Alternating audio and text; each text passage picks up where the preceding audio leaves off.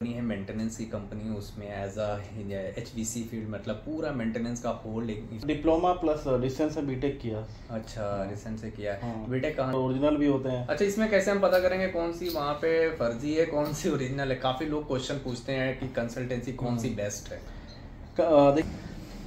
Hello friend, welcome back to my channel. आज मैं एक भाई हैं, मेरे भाई अपने यूपी से, इंडिया से हैं एंड यहाँ पे एक कंपनी है मेंटेनेंस की कंपनी, उसमें एज अ HVC फील्ड मतलब पूरा मेंटेनेंस का होल एक सुपरवाइज करते हैं। इंजीनियर्स हैं बट यहाँ पे पूरा सुपरवाइजर एज अ सुपरवाइजर की पोस्ट पे है, राइट है ना जी, एज अ इंजीनियर्स बोल। तो चलो मैं जानता हूँ कि यहाँ पे मेंटेनेंस की फील्ड में कैसे स्कोप है, कैसे आना होता है, कैसे ज्वाइनिंग मिलेगी एंड देन इसमें वर्कलोड कितना होता है और काम क्या होता है। तो चलो मिलता हूँ भाई से। हेलो भाई, अस्सलाम। ये सैफ भाई, आपका नाम? जी, मोहम्मद सैफ खान। आप कहाँ से हैं? मैं बेसिकली यूपी वाराणसी से रहने वाला हूँ। हाँ। और स्टार्टिंग से एजुकेशन वगैरह मैंने लखनऊ से किया है। हाँ। लखनऊ से मैंने अपना इंजीनियरिंग इलेक्ट्रिकल से किया। उसके बाद फिर मुंबई में मैंने जॉब किया। फिर मुंबई से फिर दुबई में आना हुआ। अच्छा, कितने साल हो गए यहाँ पे आए हुए? अभी मुझे दुबई में 1 साल 3 महीना हुआ मुझे ऑलमोस्ट। अच्छा, आप इंडिया से कहाँ से? अपने बीटेक किया या डिप्लोमा किया? मैं डिप्लोमा प्लस डिस्टेंस से बीटेक किया। अच्छा, रिसेंट से किया। हाँ। बीटेक कहाँ से किया आपने? मैंने लखनऊ से आजा। किस फील्ड? मैकेनिकल, इलेक्ट्रिकल से। इलेक्ट्रिकल से। तो कैसे मतलब पे यहाँ पे जब दुबई आना हुआ तो इंडिया में पहले जॉब किया था कि नहीं आपने? मैंने पहले मुंबई में फर्स्ट टाइम है, जब पास आउट होने के बाद मैं अलग अलग मल्टीपल्स कंपनी मैंने काम किया। कभी कोई एक कोर में काम नहीं किया। लाइक होता है कि मैंने इलेक्ट्रिकल से किया है तो इलेक्ट्रिकल लाइन में ही काम किया। तो अलग अलग फील्ड में जाके मैंने काम किया, अलग कॉल सेंटर में भी काम किया। वो तो अपॉर्चुनिटी नहीं था उस टाइम। बट मैं मुंबई शिफ्ट होने के बाद मैं मुंबई में जॉब स्टार्ट किया बिल्डिंग मेंटेनेंस, लाइक MEP बोलते हैं, जो मेन एक्चुअली होता है MEP course, mechanical electrical plumbing. ये 3 चीजों से ही MEP लाइन होके तो फिर मैं इसमें आया, एंट्री किया। उसके बाद मैं एज ए ग्राउंड लेवल से मैंने काम स्टार्ट किया, मल्टी स्किल टेक्नीशियन, लाइक सब काम उसमें करना पड़ा। फिर उसमें धीरे धीरे काम करते करते फिर मेरा टेक्निकल सुपरवाइजर बना हुआ फिर दूसरे कंपनी में। तो टेक्निकल सुपरवाइजर बनने के बाद फिर बिल्डिंग का मुझे आइडिया हुआ, रिपोर्ट्स बनाना। लाइक बिल्डिंग्स होते हैं कमर्शियल बिल्डिंग, 2 टाइप के बिल्डिंग्स होते हैं, 3 टाइप के। एक हॉस्पिटलिटी होता है जिसमें हॉस्पिटल बड़े बड़े होटल्स होते हैं, दूसरा रेसिडेंशियल बिल्डिंग होता है, तीसरा कमर्शियल होता है। तो मुझे कमर्शियल रेसिडेंशियल बिल्डिंग्स का एक्सपीरियंस अच्छा है। सो मैं इस लाइन में आया। उसके बाद बेसिकली इस लाइन में होता क्या है कि हाई राइज बिल्डिंग जो होता है उसको मेंटेन करने के लिए आपके इस बिल्डिंग्स में इक्विपमेंट्स लगे रहते हैं। लाइक HVAC का चिल्लर प्लांट्स लगे रहते हैं और आपका LT पैनल होता है, यानी लो वोल्टेज पैनल होता है। और पूरे बिल्डिंग्स में इलेक्ट्रिकल सिस्टम सप्लाई होती है एंड प्लम्बिंग के पूरे पाइप्स रहते हैं, प्लम्बिंग के पंप्स रहते हैं, बूस्टर पंप, ट्रांसफार्मर, बहुत से ऐसी चीज़ें होती हैं जो उन्हीं को बेसिकली आपको मेंटेन करके चलना है। क्योंकि क्लाइंट्स रहते हैं, आपके क्लाइंट्स को कंप्लेन ना आए कोई चीज़, तो अब उसी को मेंटेन करने के लिए आप बिल्डिंग्स में MEP लाइन हम लोग एक्चुअली बोलते हैं इसको। अच्छा, फिर आपने वहाँ से डिसीजन किस सन मतलब किस सन में यहाँ पे आपने आए थे? मतलब 2000 किस सन? मैं आया था 2023 में, जनवरी के मंथ में। मतलब कोविड के बाद यहाँ जी जी, कोविड के बाद आया मैं। अच्छा। तो कैसे उस टाइम यहाँ पे आए? तो एज अ विजिट वीजा पे या एज अ एम्प्लॉयमेंट वीजा से कैसे आना हुआ? मेरा मैं पहले तो आपको बताता हूँ जर्नी में। मुंबई में था तो ऑब्वियसली मुंबई में आप लोगों को पता है बहुत सारे ऑफिसेस होते हैं, उसमें फर्जी भी होते हैं और ओरिजिनल भी होते हैं। अच्छा, इसमें कैसे हम पता करेंगे कौन सी वहाँ पे फर्जी है कौन सी ओरिजिनल है? काफी लोग क्वेश्चन पूछते हैं कि कंसल्टेंसी कौन सी बेस्ट है। देखिए, फर्जी और जेन्युइन की बात करें तो फर्जी वही होता है जहाँ पे आप जाएंगे तो पहले आपसे पैसे की डिमांड करेंगे, काम की बात कम, पैसे की डिमांड ज़्यादा करेंगे। और बॉम्बे में 3-4 ऐसे ही, ज़्यादा नहीं, 3-4 ऐसे हैं जो आपको जेन्युइन है, जो अब उनके बहुत सारे रेट्स आपने देखा होगा और बहुत सारे, तो आपको पता चलेगा कि ये जेन्युइन है। नाम बता सकते हैं? नाम में मुझे जैसे मैं एक ही बार कंसल्टेंसी में गया था, वो घी वाला करके ऐसे करके नाम था उसका। और उसके अलावा और एक कंपनी थी, उसका मुझे नाम एक्चुअली याद नहीं, क्योंकि तो यही 2-3 है। मैं ज़्यादा मुझे एक्सपीरियंस नहीं था कंसल्टेंसी में जाने का। मैं डायरेक्ट ऑनलाइन देके मेरा यहाँ आने का सफ़र कैसे हुआ, मैं लिंक्डइन पे अपना एक प्रोफाइल बनाया था। सो लिंक्डइन पे पूरा मैंने अपना वर्क डिटेल डाला, कितना एक्सपीरियंस है मुझे, क्या क्या चीज़ें के बारे में। सो और मैंने जितने फैसिलिटी से रिगार्डिंग होता है, फैसिलिटी मैनेजमेंट लाइक MEP से रिगार्डिंग जितने कंपनी था दुबई में, मैंने उनको फॉलो किया पेजेस पे, मैं उनका जॉब को अपॉर्चुनिटी देखता था। अब फेसबुक से बेटर है कि लिंक्डइन चलाओगे अगर आप जॉब सीकर हो तो अच्छा रहेगा। मतलब वो उसमें कनेक्शन बनाओ, ज्यादा कनेक्शन बनाओ, ज्यादा तो वो आपके लिए बेनिफिट है।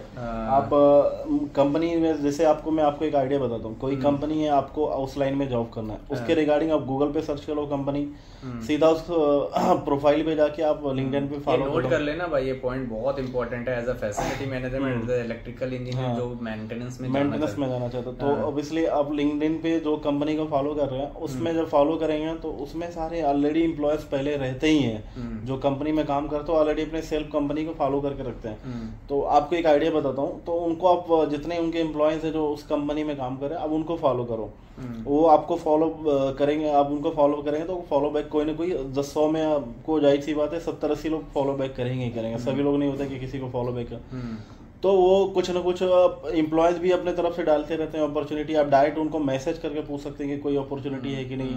कंपनी का कुछ पोस्ट रहेगा तो उसमें आपको दिखा देगा, डायरेक्टली आपको पता चलेगा कि इस कंपनी में हायरिंग है।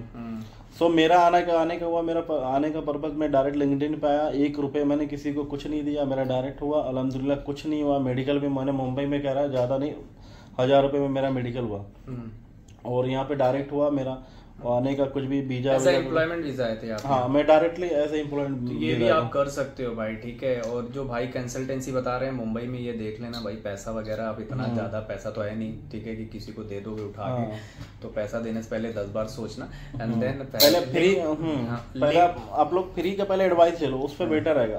कंसल्टेंसी बाद में जाना।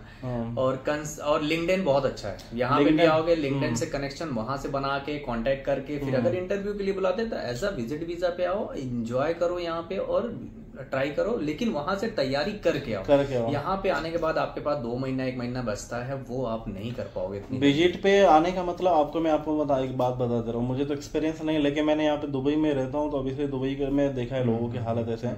विजिट पे आने का मतलब कि आप बहुत ही रिस्क लेके आ रहे हो। अगर आप घर से अच्छे हैं तो अच्छी बात है कि आप आओगे, नौकरी के बहाने घूम भी लेंगे तो अच्छी बात है। अदरवाइज आप नौकरी के पर्पस पे आ रहे हैं, आपको लगता है कि मैं विजिट पे जाऊंगा मुझे नौकरी मिल जाएगी, वो नहीं है। तो वो ऐसा नहीं है। यहाँ पे आज के टाइम में जॉब है, ऐसा नहीं कि लोग बोलते कि दुबई में जॉब नहीं, जॉब बहुत है, लेकिन यहाँ की एक्सपीरियंस जो लोकल होता है ना, वो एक्सपीरियंस की वैल्यू आपको ज्यादा देंगे। इंडिया में क्या एक्सपीरियंस है उसकी 1% वो लोग नहीं वैल्यू यहाँ पे देते हैं। पर ऐसा भी नहीं है, कुछ लोग होते हैं, कुछ देखिए कुछ काम जहाँ पे भी किए होते हैं, देखो काम का स्किल्स हर जगह सेम ही होता है, कोई डिफरेंट नहीं होता है। तो अगर आप इंडिया में भी ब्रिलियंट हो, काम का परफॉर्मेंस अच्छा है, आपको नॉलेज अच्छी है, तो आप दुबई में भी आओगे तो क्लाइंट को अच्छे से सामना कर सकते हो। बिल्कुल। लेकिन आपको खुद पे कॉन्फिडेंस होना चाहिए कि मैं कर सकता हूँ, तभी आप आओ विजिट पे। अदरवाइज ये सोचो कि कोई पहचान के मिल जाए किसी के मार्फत से, किसी जुगाड़ से, तो ये यहाँ पे कोई किसी के पास टाइम नहीं रहता है, कोई आपको टाइम नहीं दे सकता है, पैसा कोई नहीं दे, पैसा दे सकता है, पैसा से हेल्प कर सकता है, लेकिन वो भी 1 महीना खिला सकता है। यहाँ पे आपके रिलेटिव्स भी रहेंगे तो कुछ उस टाइम के लिए हेल्प करेंगे, बहुत ऐसे आपके सगे भाई रहेंगे तो हो सकता है, लेकिन आप किसी के भरोसे नहीं आए, आप खुद पे कॉन्फिडेंस रखे और घर से अच्छे हैं तो आइए। फिर चलिए बात बोलने जाइए। फिर यहाँ पे जैसे हम लोग आए, यहाँ पे आप आए यहाँ पे, तो ये पहली आपकी कंपनी है या दूसरी? मेरी ये फर्स्ट कंपनी है, अभी मेरा ये पहली कंपनी है। और मैं 1 साल में मैंने बहुत सारे एक्सपीरियंस लिया, प्रमोशन भी हुआ, सैलरी जितना था उससे ज्यादा भी सैलरी भी थोड़ा इंक्रीज हुआ मेरा। अगर आपका काम अच्छा हो तो यहाँ पे आपके ग्रोथ के chances, India as compare to India, यहाँ के ग्रोथ के चांसेस कैसे हैं? एज कम्पेयर ऑफ इंडिया यहाँ पे ग्रोथ के चांसेस ज़्यादा है। और ज़्यादा बोले तो आपको काम का अगर अच्छा नॉलेज है ना, तो आपकी कंपनी यहाँ पे ना, एक यहाँ पे दुबई में आपको एक बात बताएं, यहाँ पे ना जॉब की एक सब्जी मंडी की तरह होता है। यहाँ पे आपको एक दुकान पे जाओगे तो आपको कम रेट में टमाटर मिलेगा, आलू मिलेगा, यहाँ पे जाओगे आपको ज़्यादा मिलेगा। तो यहाँ पे भी एक तरह का जॉब के ना यहाँ पे कंपटीशन बहुत है। आपको अगर ये कंपनी आपको जिस सेम फील्ड में काम करे तो सेम कंपनी रहेगा, तो आपको कोई 2000 देगा तो अगला कंपनी आपको जानेगा कि उस कंपनी में काम करके आओ, सीधा आपको 3000 रुपये ऑफर करेगा। तो यहाँ पे भी कंपटीशन बहुत अच्छा है, बहुत ज्यादा अच्छा है। आप यहाँ पे रिस्क जॉब करते हैं तो आपको ऑब्वियसली।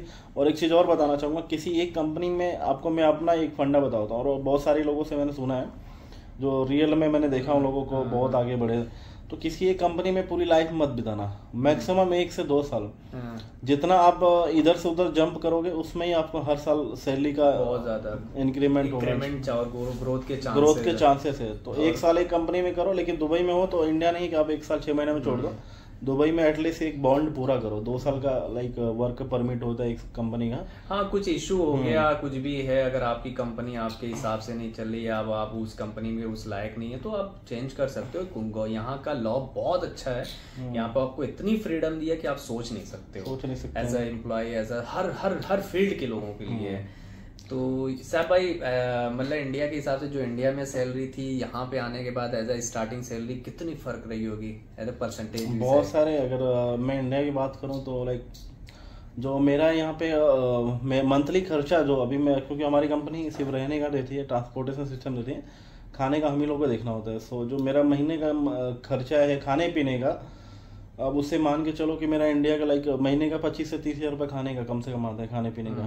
तो अब सोच लो मेरा वहाँ पे सैलरी था, जो यहाँ का मेरा महीने का खर्चा वहाँ पे सैलरी था। अब ये सोच लो कि इतनी डबल ट्रिपल सैलरी यहाँ as a compare to India होती है। तो आप ये मेंटेनेंस में लोग कैसे इसमें फील्ड में आए, इसमें है क्या, इसमें रिस्पॉन्सिबिलिटीज होती है, क्या क्या चीजें देखनी? देखिए मैं आपको बताता हूँ, इस लाइन में अच्छा, सिविल के भी स्टाफ आ सकते हैं, मैकेनिकल भी आ सकते हैं, इंजीनियर्स और इलेक्ट्रिकल, किसमें मतलब टाइप्स के इसमें इंजीनियर्स जॉब कर सकते हैं? देखिए इसमें इंजीनियर जो मेन इंजीनियर होता है, लाइक मैकेनिकल हो गया आपका, इलेक्ट्रिकल्स हो गए, और सिविल भी आ सकते हैं। सिविल आ सकते हैं फिट आउट वर्क में। फिट आउट वर्क है मतलब जैसे बिल्डिंग्स है उसमें फिट आउट सिविल का भी काम रहते हैं। बहुत सारी चीजें, सीलिंग टाइल्स हो गया, आपका फ्लोर टाइल्स हो गया, वॉल पेंटिंग है, कारपेंट्री रिगार्डिंग कारपेंट्री वर्क भी सिविल में यहाँ पे काउंट करते हैं। तो ज़्यादा कुछ नहीं है सिविल में, यहाँ पे प्रोजेक्ट वाला जैसा काम नहीं है। बस सिविल आप फिट आउट में अगर सिविल एज इंजीनियर आप आते हो तो आपके लिए अच्छी अपॉर्चुनिटी है। आपको काम का टेंशन कम है, बस रिपोर्ट्स वगैरह हैं, आपको बस मेंटेन करना है, ठीक है।